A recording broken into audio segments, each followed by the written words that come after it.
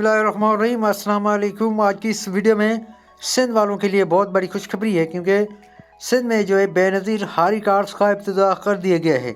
उसमें आप अपनी रजिस्ट्रेशन कैसे करवा सकते हैं, आज की इस वीडियो में कुछ आपको सिंधी में तरीका बताऊंगा, जिसमें मैं जो है आपको तरीक़ेकार बिल्कुल सिंधी ज़बान में आपको बताऊंगा, जिसमें आप जो है अपनी आसानी से रजिस्ट्रेशन करवा सकते हैं।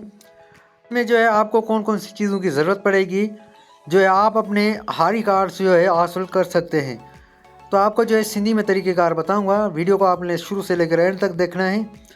वीडियो को देखने साथ साथ हमारे इस यूट्यूब चैनल को लीजिएगा सब्सक्राइब और साथ में दी गई बेल आइकन को भी प्रेस करें। अगर आपका कोई सवाल होता है तो आप कमेंट ज़रूर किया करें, आपको रिप्लाई मिल जाएगा।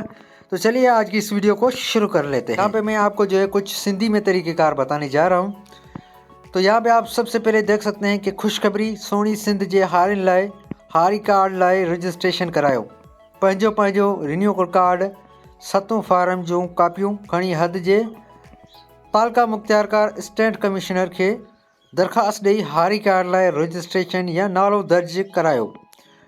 मतलब जीअं कि तव्हांजो पंहिंजो जेको कागर 7 फार्म ऐं रिन्यूअल कार्ड खणी पंहिंजे कंहिं बि वेझे मुख्तियारकार तालका जे मुख्तियारकार स्टेट कमिश्नर या ॾेई करे ऐं हारी कार्ड लाइ रजिस्ट्रेशन कराए सघो था ऐं पंहिंजो नालो दर्ज कराए सघो था। हिन में तव्हांखे फ़ाइदो आहे, मतिलब कि तव्हांखे बेनज़ीर हारी कार्ड्स मिली वेंदो ऐं उन लाइ तव्हां रजिस्ट्रेशन आसानी सां कराए सघो था।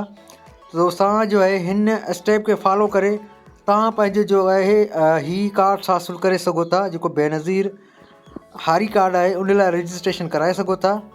हिन में तव्हां फ़ाइदो वठी सघो था।